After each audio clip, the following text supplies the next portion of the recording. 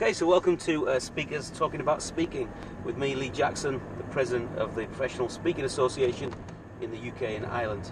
Today with me in the car, going to do a few jobs. I'm getting ready for some work tomorrow. Just driving around getting a few jobs is no other than Hannah Kennedy Jackson, Fellow of the PSA and also a well-known speaker. So Hannah, welcome. Thank you. Tell us, why don't you just tell everybody what you do? So what does being a professional speaker, what does it actually mean to you? What do you do on a day-to-day basis? So on a day-to-day basis, it varies. Sometimes I'll be in the office where I'll be doing admin stuff, sending out emails, speaking to other speakers, and of course the M word, marketing. Our favourite word. Yeah, favourite word. Hate it. Sorry, Jeff. And then other days I'll be out speaking on the road, doing a lot of travelling. It's good. So when you're out and about actually travelling, what do you speak about? So I speak in schools on kind of like attitudes, behaviours, choices to young people, year 10s and 11s mainly, using my personal story as an example of good attitude and good behaviour. Of course, perfect behaviour. So when you say year 10 and 11, people might not know what that means. What does that mean in ages?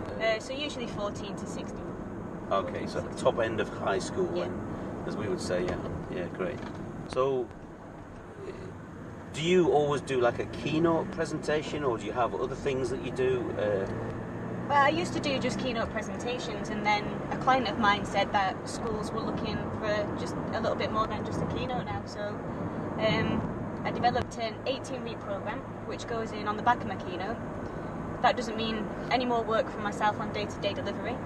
So I'll be doing like 1 day's delivery, and then the tutors, teachers, and yeah, they deliver the rest of my content for me during form period. So 18 weeks program. 18 weeks, half the school year.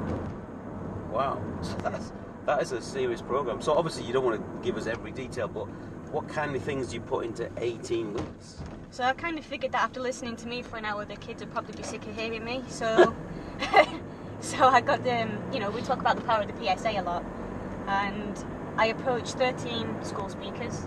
Yeah. I'd seen all of them speak, and I interviewed every single one of them for about half an hour, cut it down to 10 minutes, and so it's a combination of different messages, different speakers.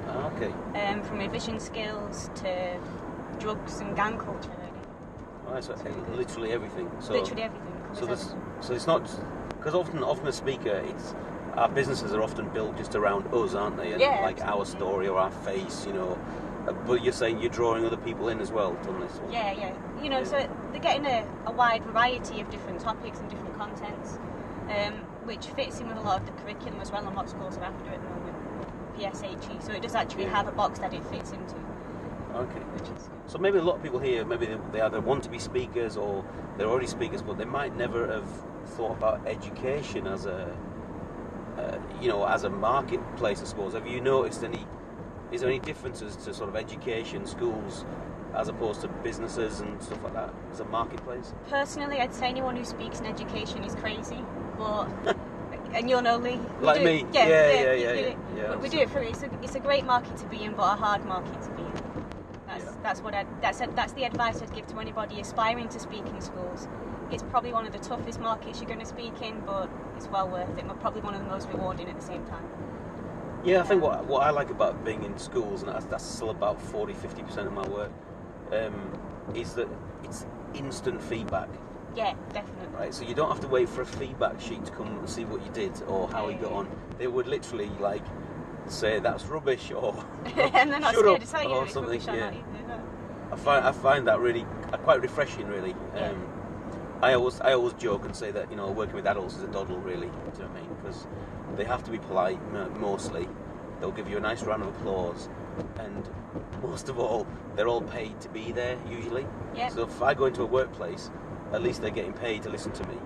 But in the schools, they don't want to be there, do they? No. And you talk a lot about being authentic. In schools, you've got to be authentic because they see right through you kids. They know when you're not being authentic, when you're not telling the truth. They'll call you out on it without a moment's hesitation. Yeah, that's happened, and yeah, I completely understand. And yeah, it is kind of refreshing. At least you've got to just be you, haven't you? And Yeah. so, would you say that anybody could speak in schools and colleges? No. I've seen some really good corporate speakers, speakers that are really doing well in marketing, speakers that do well in business. They go and they try and speak in schools and absolutely bomb. Oh gosh. It's just, you've got to have a high energy about you as well, and other speakers that are going as well, and they'll try and, get in with the kids with their lingo, trying to be cool. And No, definitely don't do that. Yeah. Well, I learned pretty quickly that I was like old enough to be their dad, and so I was never going to pretend to be cool or anything else. I started speaking in schools when I was earlier than you, in early 20s. So I've sort of seen it through. I've become like the big brother, the uncle, and now I'm definitely dad. Do you know what I mean? So not yet granddad. Not quite. I've got the grey hair, but I'm not quite granddad yet. I don't think. Why do you think these people, maybe corporate speakers, failed in a school environment then? Apart from the energy thing, was there something else? Do you think that? Probably content relevance as well. Like stick to what you know. Usually, we all have our area, we all have our area of expertise, and that expertise has an audience. And a lot of the times, people say, "Well, I run my own business. I'll go in and speak to kids about running their own business," and it doesn't often work like that. Yeah, of course. Yeah, I think with adults, I think a lot of the time in the PSA we talk about this, you have to establish your credibility. So you have to tell people where you've been. If you're going to be a business growth person, you have to show them that you've grown a business. This kind of thing. Whereas I think with kids, credibility doesn't actually matter. No, it doesn't mean anything. It doesn't mean anything. And as well, you're going to schools, and a lot of these people will wear suits on stage, things like that. Where with kids, they want someone relatable to them. So quite often when I'm speaking to young people, I'll go in, I'll dress really informally. My attitude's relaxed. Yeah. And just the kind of presence you have in the relationship you have with that audience as well is really important. Really important. Brilliant. So do you do other things apart from schools? Any other little? Kind of. It's always education. So I don't just speak with kids. I speak with head teachers as well. And that's where I'll change again. Again, what you're wearing on stage is I'll go in. I'll be suited and booted. I'll talk their language as well. Yeah. Being able to communicate with head teachers about their world is really important. Yeah, definitely, because they're under a lot of pressure, aren't they? Yeah, absolutely. It's like a government football, isn't it? Yes. Yeah, a very light football that moves very quickly. Yeah. When I do a bit of working with teachers and staff training and things occasionally.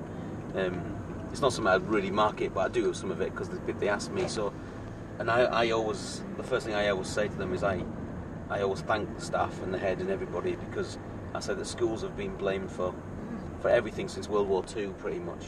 Because if people are misbehaving, it's school's fault. If young people are getting pregnant, it's the school's fault. They do get blamed for a lot, don't they?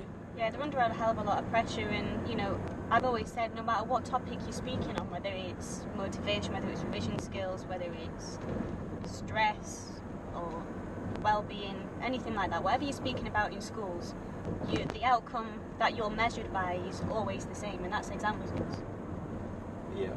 It's always the same. So a lot of schools now are measuring the impact of speakers coming in, and the way that they're measuring that is they get you in for a reason to motivate the pupils, and by motivating the pupils you're going to improve their attainment, so they're going to measure you against their school results as well. Oh, I see. So I think as a school speaker it's really important that you're keeping up to date with what's going on in the news, what's going on in the government with education as well, for that reason, because that's how you're measured. Oh, very good. Now, on the 1st of April this year, there's a PSA Live coming up, which is a big day in London where we get together, and there's going to be, I think, 15 speakers there. Now, we've deliberately, was an education stream there, so we're going to, hopefully, people will get to learn a little bit about speaking in education, and we'll do that whole kind of stream. So if you want to know more, then PSA Live is the place to be. Have you been to Live before?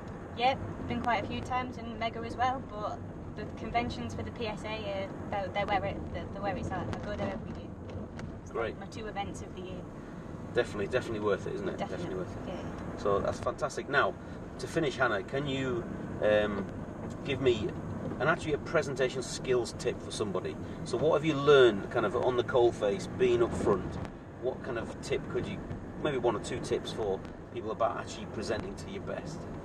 To young people or just? Just generally, I guess, generally, presenting, you know, what have you learned that maybe you didn't do in the early days, but you do now? Like, get a speaker coach and don't mimic them. So, and it's really easy when you start out. You have this speaker coach. They teach you your presentation styles, and you end up becoming like a miniature version of them before you find you. So it's really interesting to start finding you on that journey, and if there's something that you think you shouldn't say on stage, or you're a bit, my coach wouldn't have said that. Okay. Yeah, nothing rude, like, but yeah, You're not talking about swearing, you just talking about, just but general. You're thinking, I don't want to say this, but my coach wouldn't have said it that way. I just say it now, just putting a bit more of you into your presentations. And I got called out on that a few times when I was, new to the industry. Okay. I had the same kind of style as my coach, really. But Yeah. I found myself, and that's probably one of the biggest things, is having you in your presentation. So being the authentic you, I think, is what you're talking about, definitely. isn't it? Yeah, being authentic, being you. Fantastic. Well, thank you very much, Hannah Kennedy Jackson, for being here. Thank you very much. Tell people your website, how can they get hold of you? So you can visit me at www.abcsuccess.co.uk and find out more information there about what I do. And a lot of it's schools relevant, but I'm sure you pick up some tips if you're looking at speaking in schools. Fantastic. Thank you so much. It has You're been welcome. Speakers Talking About Speaking. Thank you, Hannah. You're welcome.